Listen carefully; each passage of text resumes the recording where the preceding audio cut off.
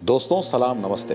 मैं अख्तर खान। जब राजस्थान में इतना बड़ा क्राइम हो जाए और वो भी दिन दहाड़े और वो भी श्री राजपूत कन्नी सेना के जो राष्ट्रीय अध्यक्ष हैं सुखदेव सिंह गोगामेडी जैसे रसूखदार व्यक्ति का और घर में घुसकर अगर हत्या कर दी जाए और फिर सोशल मीडिया पर अपना महिमा मंडन करने के लिए पुलिस को चैलेंज देने के लिए जिम्मेदारी भी ली जाए तो उस पर बात करना जरूरी हो जाता है कि आखिर हत्या की क्या वजह रही होगी और अगर दुश्मनी भी है तो क्यों और किससे और आखिर ऐसा क्या हुआ जो इतनी बड़ी वारदात को अंजाम दिया गया। सुखदेव सिंह गोगामड़ी की हत्या के बाद राजस्थान बंद हुआ और राजपूत समाज के अंदर आक्रोश है, गुस्सा भी है।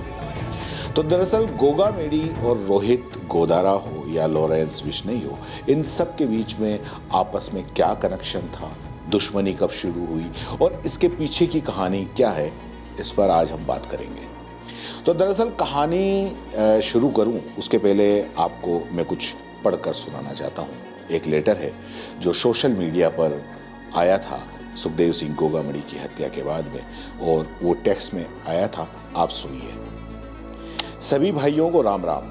मैं रोहित गोदारा कपूरी सर गोल्डी बराड़, आज जो हत्या हुई है इसकी पूरी जिम्मेदारी हम लेते हैं। यह हत्या हमने करवाई है। भाइयों, मैं आपको बताना चाहता हूं कि हमारे दुश्मन से मिलकर उनका सहयोग कर रहा था, उनको मजबूत करने का काम कर रहा था। बात हमारे दुश्मन की तो अपने घर की चौखट पर अपनी अर्थी तैयार रखें, उनसे भी जल्द मुलाकात होगी। रोहित गोदारा। रोहित गोदारा के फेसबुक अकाउंट से ये मैसेज 5 नवंबर को सुखदेव सिंह की हत्या के बाद में पोस्ट किया गया, यानी कि इस हत्या की जिम्मेदारी रोहित गोदारा ने ली। इससे पहले कि अपन आगे बढ़े, मैं आपको बताना चाहता हूं कि कुछ ऐसे ही लेटर पहले भी जो हत्याएं हुई काफ़ी रसूखदार लोगों की और कुछ गैंगस्टर की, उसके बाद में इन ऐसे लेटर सुनने को मिले। सबसे पहले 29 मई 2022 सिद्धू मूसेवाला, 3 दिसंबर 2022 राजू ठेहट, 25 फरवरी 2023 मनदीप तूफान और मनमोहन मोहना, 2 मई 2023 टिल्लू ताजपुरिया, 20 सितंबर 2023 सुखा दून के, 1 अक्टूबर 2023 दीपक मान और 5 दिसंबर 2023 यानी कि अभी हाल ही में जो हत्या हुई सुखदेव सिंह गोगामड़ी की, श्री राजपूत कन्नी सेना के अध्यक्ष। अब ये सारी जो हत्याएं हुई, सारे कत्ल हुए, इनके बाद में ऐसे ही एक सोशल मीडिया पर मैसेज आए जो मैंने अभी आपको शुरू में पढ़कर बताया कि ये काम हमने किया है। एक वक्त था जब कातिल कत्ल करने के बाद में छुपता फिरता था और अब एक ये दौर है कि कत्ल करने के बाद में कातिल बाकायदा पूरी शान बगाड़ते हुए एलानिया तौर पर सोशल मीडिया के ज़रिए दुनिया को बताता है और उस दुनिया के अंदर पुलिस भी है और वो ये बताता है कि मैंने किया है, बाकी होशियार रहे। सीधा साधा वो एक तरीके से सरकार और कानून, प्रशासन, इन सब को चैलेंज करता है, पूरे सिस्टम को वो चैलेंज करता है। इसे आप कानून व्यवस्था, पुलिस, जेल, प्रशासन, इन सब की हालत आप अंदाज़ा लगा सकते हैं। इनकी बेबसी, इनकी नाकामी का अंदाज़ा लगा सकते हैं। खैर, इनकी बेबसी और नाकामी पर हम कब तक और कितनी बार रोएं, आगे चलते हैं। तो सुखदेव सिंह की पूरी हत्या क्यों हुई, इसके पीछे की साजिश क्या है, इसका ताना बाना कैसे बुना गया और असली मास्टरमाइंड कौन है, कौन शूटर था, किस तरीके से उस घर तक उसकी पहुंच बनी। और ये सवाल भी काफ़ी अहम है कि सुखदेव सिंह गोगामड़ी और लॉरेंस गैंग के बीच में आखिर ऐसी क्या दुश्मनी थी, क्यों संपत नेहरा गोगामड़ी की हत्या की साजिश रच रहा था।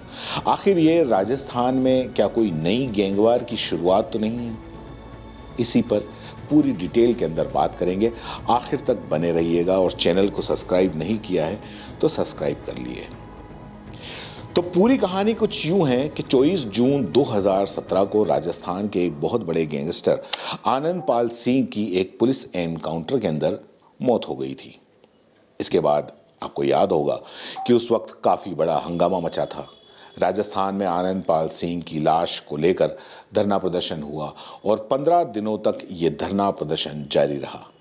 अंतिम संस्कार नहीं हुआ था 15 दिन तक। उसी आनंद पाल सिंह की इस लाश के साथ में धरना प्रदर्शन करने वाले तमाम लोगों में एक नाम था और वो नाम था सुखदेव सिंह गोगामड़ी। वही करनी सेना के अध्यक्ष। 2017 जून की बात है, जब मौका था जब आनंद पाल सिंह की लाश के साथ में ये धरना प्रदर्शन को लेकर पूरे देश में सुर्खियां बटोरी थी, अखबार पर, टीवी पर खबरें चली थी और उस धरना प्रदर्शन को सुखदेव सिंह गोगामड़ी ही लीड कर रहे थे और उसी दौरान वो इतने सुर्खियों में आए थे। सुखदेव सिंह, अगर आप सोचो कि सुखदेव सिंह आनंद पाल जैसे गैंगस्टर के एनकाउंटर का विरोध क्यों कर रहे थे, तो एक तो ये मामला राजपूत समाज का था और दूसरा ये कहा जा रहा था कि ये फेक एनकाउंटर है। तो यहाँ सारा जो खेल था वो राजनीति और राजपूत सभा कहें या राजपूत बिरादरी कहें, इसको लेकर था कि आनंद पाल सिंह का जो एनकाउंटर था वो फेक था, ऐसा माना जा रहा था। पुलिस ने जानबूझकर मारा, इस तरह के तमाम इल्ज़ाम लगे और इल्ज़ाम के साथ धरना प्रदर्शन की अगुवाई उस वक्त सुखदेव सिंह ने की। लेकिन आप सोच रहे होंगे कि आखिर आनंद पाल सिंह के एनकाउंटर और उसके धरने प्रदर्शन से सुखदेव सिंह की हत्या का कनेक्शन कहाँ, क्या? कहाँ 6 साल पहले आनंद पाल सिंह का एनकाउंटर और कहाँ 2023 में सुखदेव सिंह की हत्या? अब क्यों? तो ये सारी कहानी दरअसल उसी वक्त शुरू हो गई थी, स्क्रिप्ट उसी वक्त लिखी गई थी और कहानी 6 साल पहले ही शुरू हुई थी। आनंद पाल सिंह का एनकाउंटर के विरोध प्रदर्शन के बाद में सुखदेव सिंह का कद बढ़ने लगा और उसके बाद में हुआ ये कि जिस करनी सेना में वो सुखदेव सिंह थे उससे विवाद हुआ। उस विवाद के बाद में उन्होंने वो संगठन छोड़ दिया और फिर अपना संगठन बनाया। उसका नाम रखा श्री राजपूत करनी सेना और उसके बाद में वो खुद उसके राष्ट्रीय अध्यक्ष, प्रेसिडेंट बन गए। एक आनंद पाल सिंह के दौरान सुर्खियां बटोरी थी और उसके बाद में ये इधर प्रेसिडेंट बने। उसी दौरान एक फिल्म आ रही थी पद्मावत, संजय लीला भंसाली की, दीपिका पादुकोण उसके अंदर लीड रोल कर रही थी। शूटिंग राजस्थान में ही हो रही थी, राजस्थान के जयपुर, जोधपुर के अंदर हो रही थी। अब पूरी फिल्म राजपूत बेस पर थी। एक तरह से पद्मावत को लेकर कुछ कहानियां लीक हुई और वहाँ पर इनको लगा कि ये राजपूतों की आन बान शान के खिलाफ फिल्म है, कुछ इसमें इसी तरह से दिखाया जा रहा है। अब उसको लेकर सबसे पहले जो आगे आए वो यही करनी सेना के अध्यक्ष यानी कि सुखदेव सिंह, जो उस वक्त यह भी एक चर्चा में जब बात आई थी, इनका जब विरोध प्रदर्शन हुआ था कि शूटिंग पर इनके लोग पहुंच गए और पूरा सेट लगा हुआ था। सुखदेव सिंह ने संजय लीला बंसाली को थप्पड़ भी मारा था। तो बात मीडिया के अंदर फैली, सुर्खियां आने से और भी ज़्यादा नाम हुआ। सुखदेव सिंह का जो नेशनल न्यूज़पेपर में हेडलाइन बने और धीरे धीरे उनका कद बढ़ता गया। सुखदेव सिंह ने सोचा, जब कद बहुत ज़्यादा बढ़ गया, लोग बाग काफ़ी उनके आसपास रहने लगे, तो उन्हें लगा कि अब चुनाव लड़ते हैं। बीएसपी से उन्होंने चुनाव लड़ा लेकिन तीसरे नंबर पर रहे। लेकिन तब तक भी सब कुछ ठीक चल रहा था और उसके बाद सुखदेव सिंह ने अपनी राजनीति और राजपूत सभा के साथ साथ जयपुर में ही और उसके आसपास में प्रॉपर्टी का काम भी शुरू किया। एक बिजनेस और प्रॉपर्टी डीलर वाले के आप जानते हैं कि जब प्रॉपर्टी का काम होता है तो दुश्मनी और पूरे ज़मीन जायदाद की इन सारे कामों में दुश्मनियां होती रहती हैं, ये सारी चीज़ें होती है, लड़ाई झगड़े। तो खैर उन्होंने ये सारा काम जब शुरू किया तो धीरे धीरे यहाँ से उनकी दुश्मनी की बुनियादें शुरू हुई, क्योंकि लॉरेंस वैष्णवी और जो रोहित गोदारा था वो भी अपना इसी राजस्थान में शेखावटी में सिक्का यहीं चलाते थे। व्यापारियों को धमकाना, एक्सटॉर्शन वगैरह वगैरह, ये भी इनके काम थे। ये लोग ज़मीनों के मामले से भी जुड़े हुए थे। तो ऐसे कई विवादित ज़मीनें जो होती हैं, कंट्रोवर्शियल होती हैं, किसी और का कब्जा करना, किसी पे कब्जा ना, तो इस सारे मामले के अंदर ये सारा इनके आपस में छोटा मोटा, लेकिन उस वक्त ऐसा नहीं था, बस छोटा मोटा चल रहा था। इसमें से कुछ मामले ऐसे आए जिसमें एक इल्ज़ाम लगा कि सुखदेव सिंह ने ऐसी ज़मीन का कोई बंटवारा किया जो राजपूतों का उन्होंने ख्याल रखा, और बाकी जो वहाँ पर जो जाट थे, जो दूसरे लोग थे, उनके साथ में नाइंसाफ़ी की।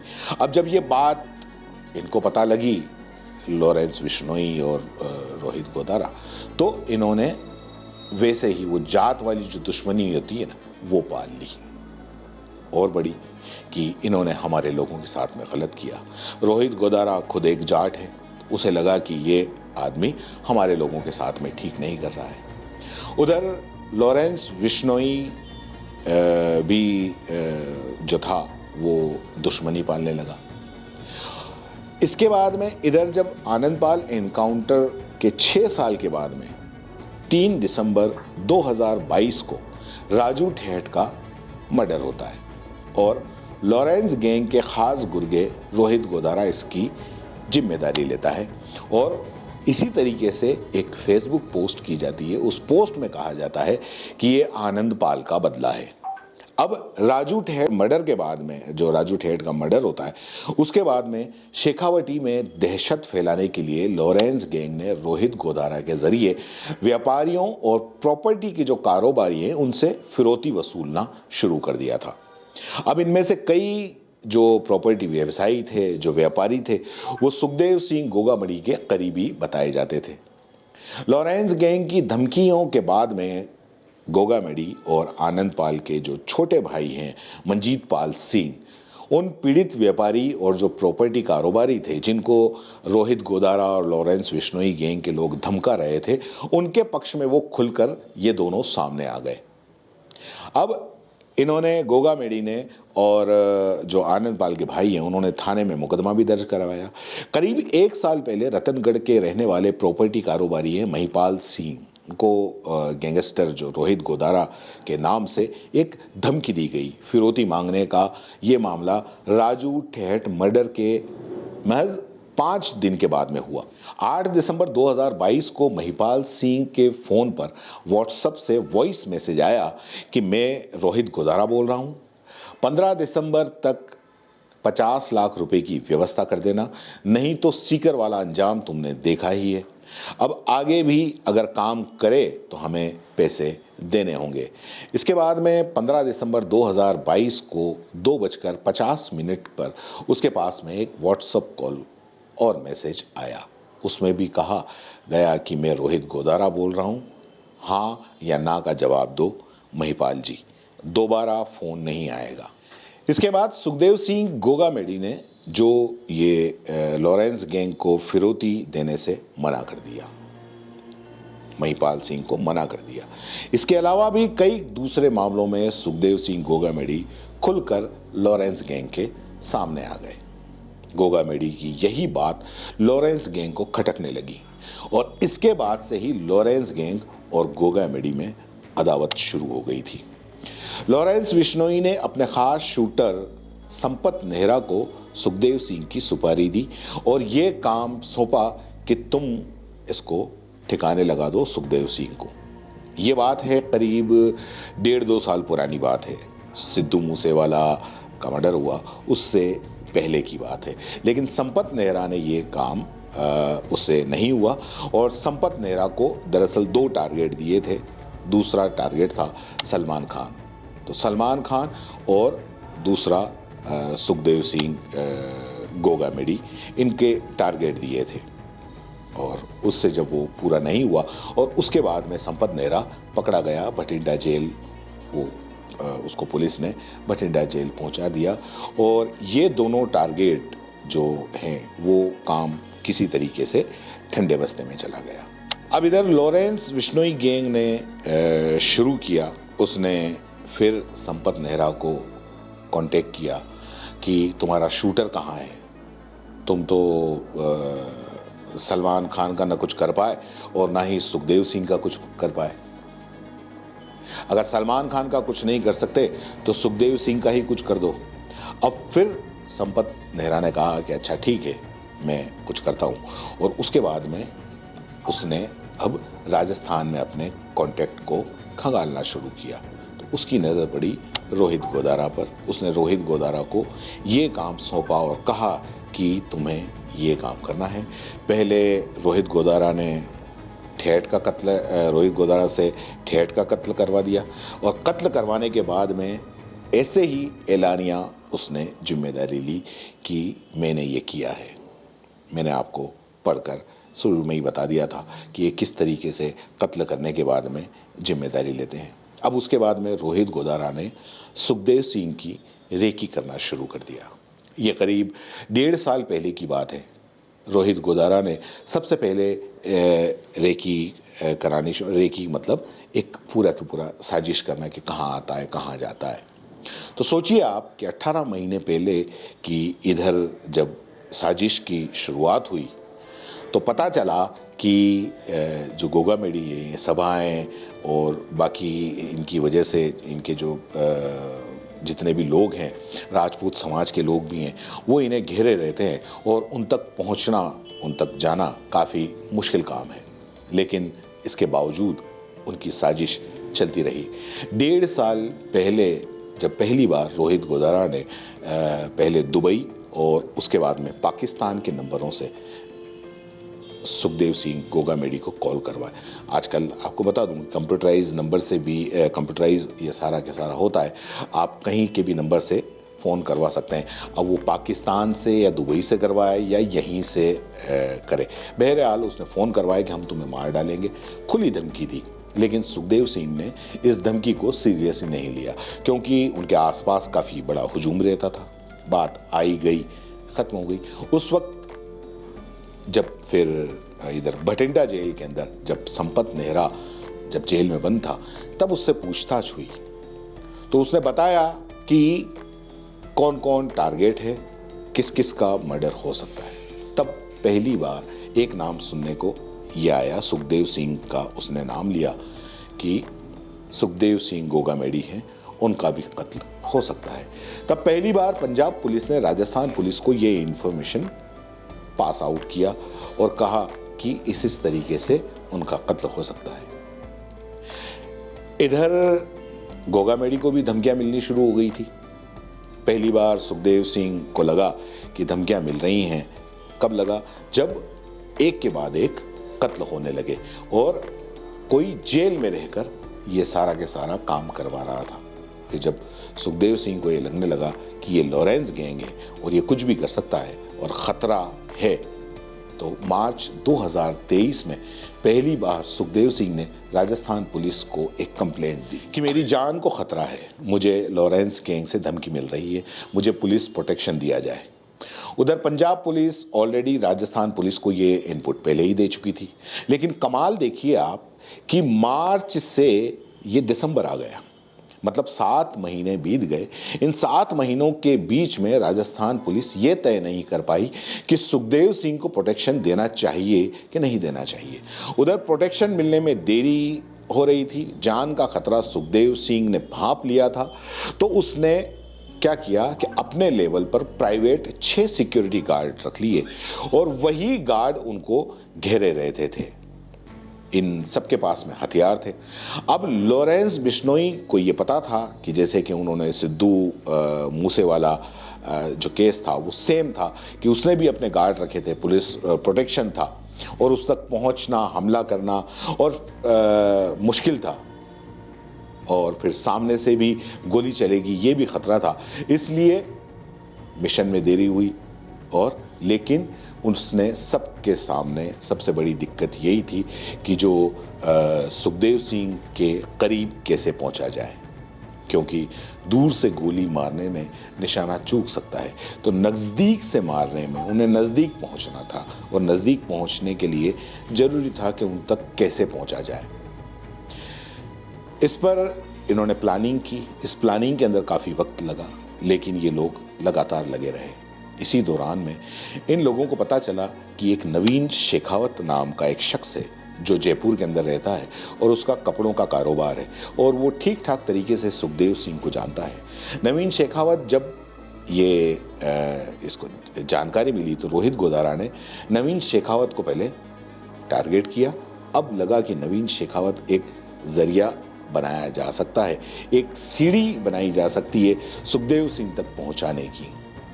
तो उसने जो ये भी एक इत्तेफाक था कि नवंबर में ये भी पता चला कि नवीन शेखावत के कजिन की शादी है अगले महीने, तो शादी के लिए वो कार्ड देने के लिए सुखदेव सिंह गोगामेडी के पास में जरूर जाएगा और ये कार्ड देने वाला जो मौका था ये लोग ये गंवाना नहीं चाहते थे। उन्होंने इसी कार्ड के बहाने इनको काम करना था। अब उस वक्त फिर सवाल ये आया कि शूटर कौन होगा, कौन गोली चलाएगा, तो अब इसके लिए फिर से खोजबीन शुरू हुई। अब जब खोजबीन शुरू हुई तो जो दो शूटर जो आखिर में चुने गए, एक का नाम था नितिन फौजी और दूसरे का नाम रोहित। रोहित राजस्थान का ही रहने वाला था, नागौर का, और नितिन फौजी जो है वो हरियाणा में के महेंद्रगढ़ का रहने वाला है। 5 साल पहले उसकी इंडियन आर्मी के अंदर नौकरी लगी थी। वो अपने नाम के आगे फौजी लगाता है और गोली चलाने के अंदर ये दोनों माहिर शूटर थे। तो अब इन दोनों को चुना गया गोली चलाने के लिए और शेखावत को चुना गया नवीन को वहां तक पहुंचाने के लिए। सारी चीजें तय हो गई। अब यहां पर एक सस्पेंस है जो शायद आने वाले दिनों के अंदर राजस्थान पुलिस क्लियर कर पाए कि जो शेखावत है उसको क्या पता था कि ये जो दोनों शूटर हैं उससे दोस्ती कर रहे हैं, वो मारने के लिए इससे दोस्ती कर रहे हैं या फिर अनजाने में वो मोहरा बना। ये जब नवीन शेखावत के बारे में छानबीन होगी तो पता चलेगा। तो इसी साजिश के तहत नितिन और फौजी और रोहित उसकी दुकान पर उनको भेजा गया था।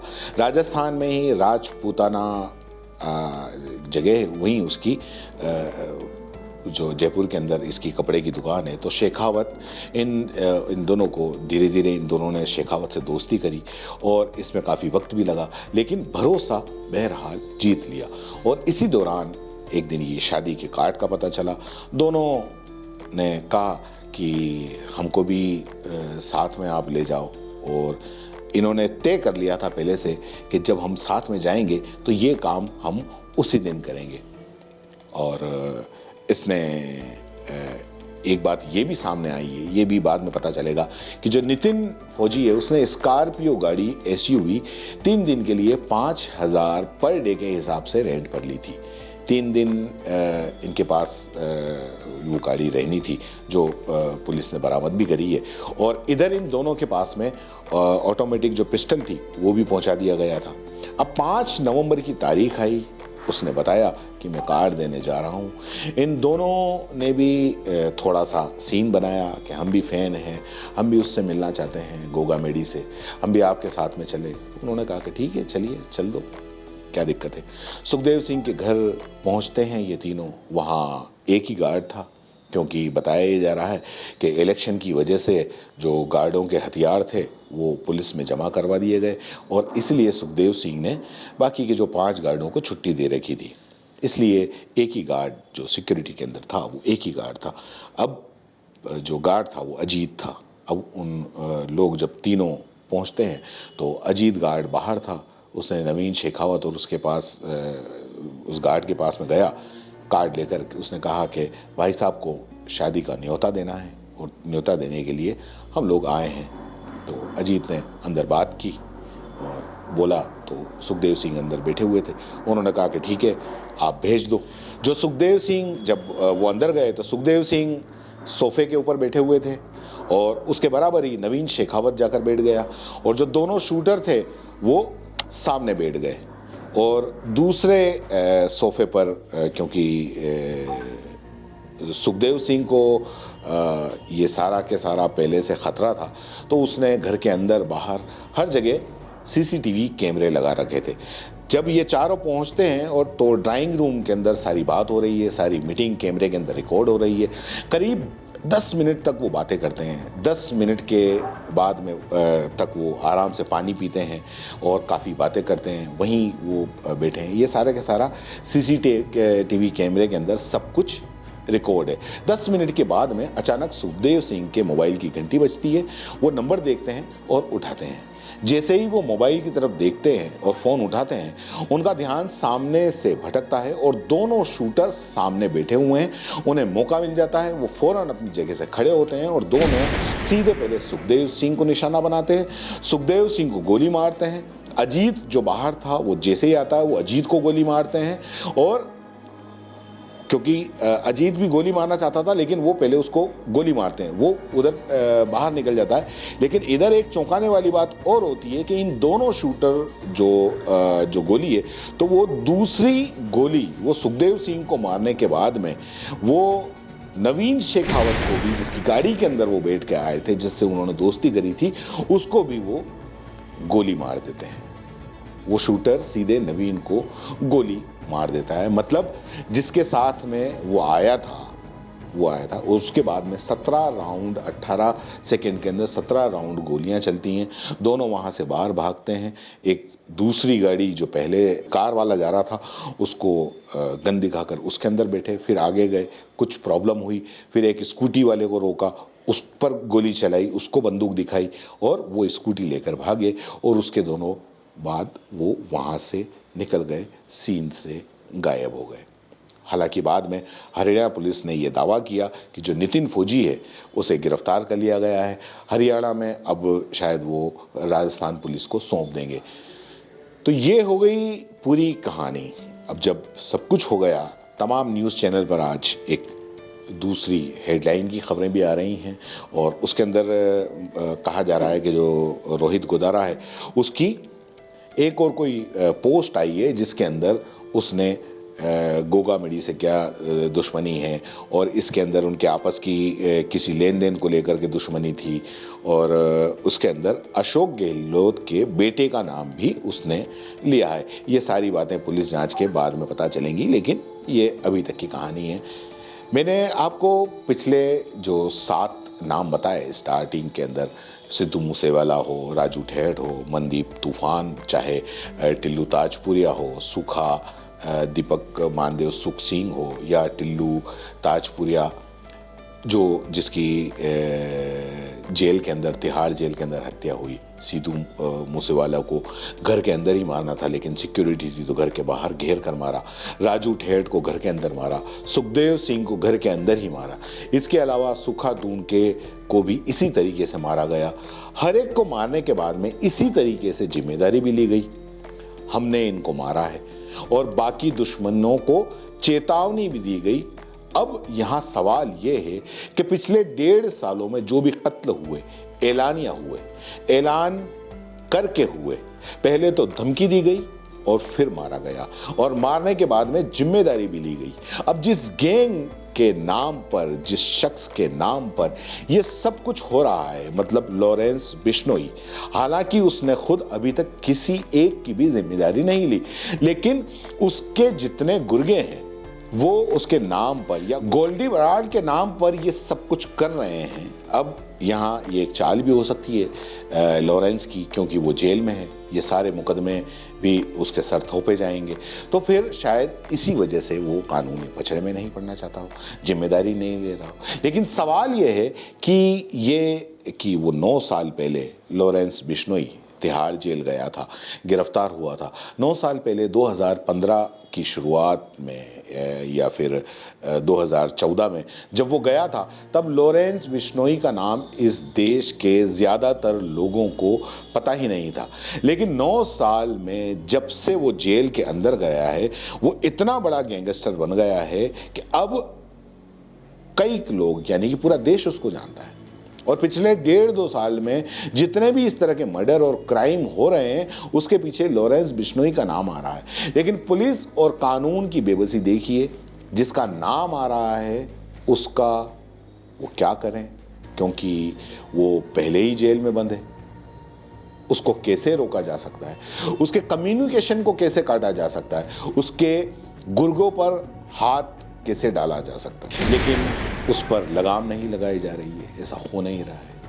अब कानून या पुलिस, अब ये इनकी बेबसी, मजबूरियां या ये नाकाम क्यों हो रहे हैं, ये वही जाने।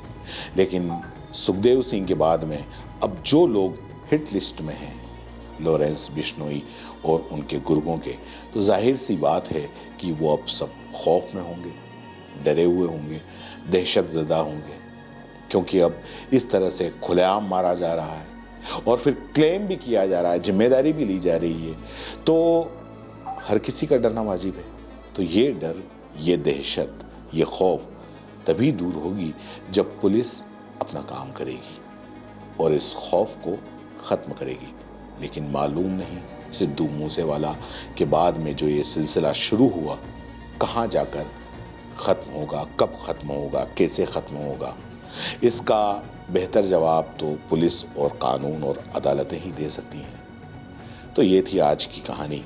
आपको कैसी लगी? अगर आप यहाँ तक आ गए हैं तो जाहिर सी बात है कि आपको चैनल सब्सक्राइब करना ही चाहिए। धन्यवाद। जय हिंद, जय भारत।